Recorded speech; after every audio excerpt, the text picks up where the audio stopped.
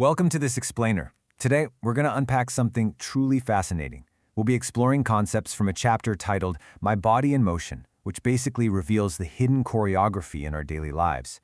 Whether you realize it or not, the simple ways we move every single day, like the way you reach for your morning cup of coffee or how you turn your head when someone calls your name, that is actually the starting point for one of the world's most sophisticated artistic traditions, Indian classical dance.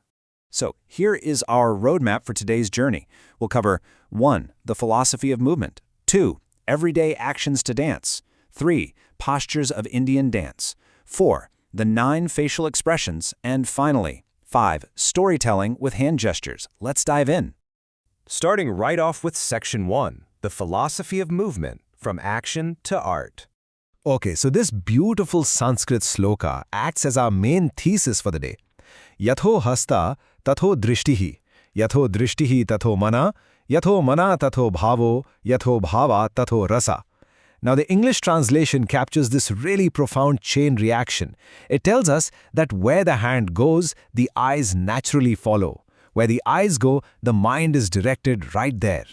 Where you have a concentrated mind, emotion rises. And finally, when emotion arises, rasa, which is that ultimate artistic essence, permeates everything. It's literally a complete philosophy explaining how a simple physical action triggers a massive psychological and emotional journey. Let's break down the flow of that quote step by step, because it shows exactly how physical awareness creates real emotional resonance and artistic appreciation. It all starts with the hand, pure physical action, right? But that movement demands focus, which draws the eyes.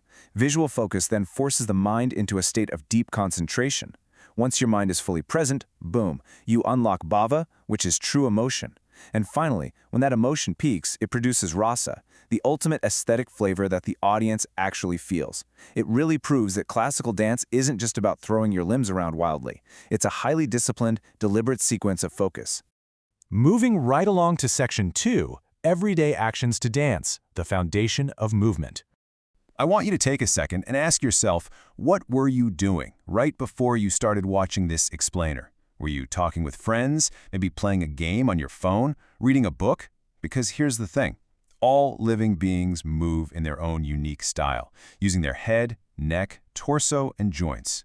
Movement, at its absolute most basic level, simply means a change in position, place, or posture.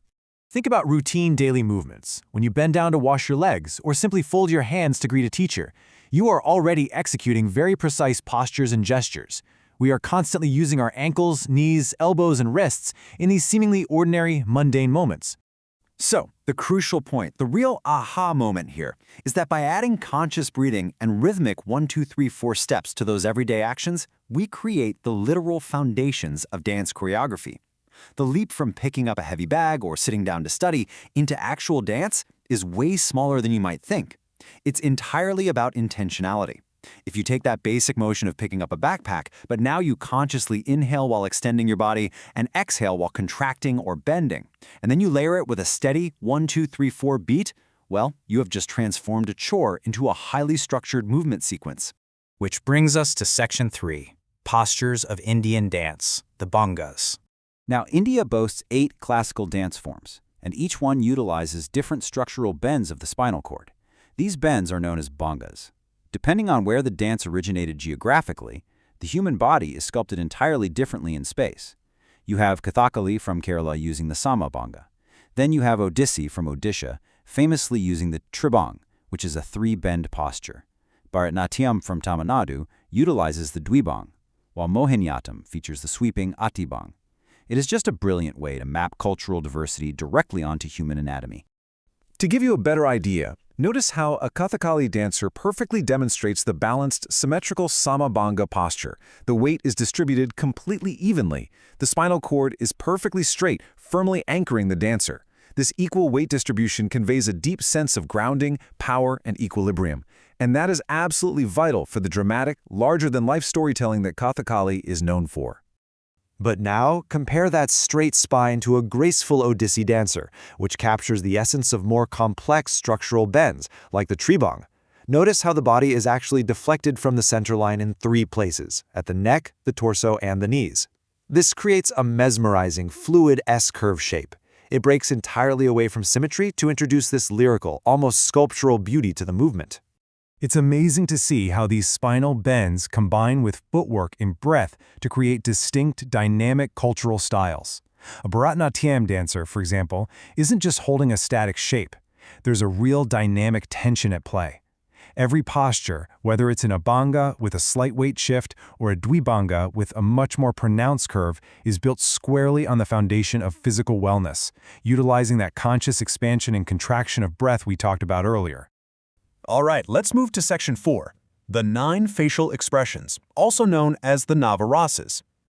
I actually want you to try making some of these faces right now as we go through them. Can you furrow your brow to show raudra, or intense anger? Or maybe widen your eyes to express adbhuta, pure wonder? These 9 specific expressions, the navarasas, are the ultimate emotional catharsis tools that dancers use to communicate their internal feelings straight to the audience. Expressions, or bhavas, are literally your own feelings seen on your face. Through Shringara for beauty, Hasya for humor, or Karuna for grief, the dancer effectively turns their face into a mirror of the human experience, giving us a holistic appreciation of every emotion.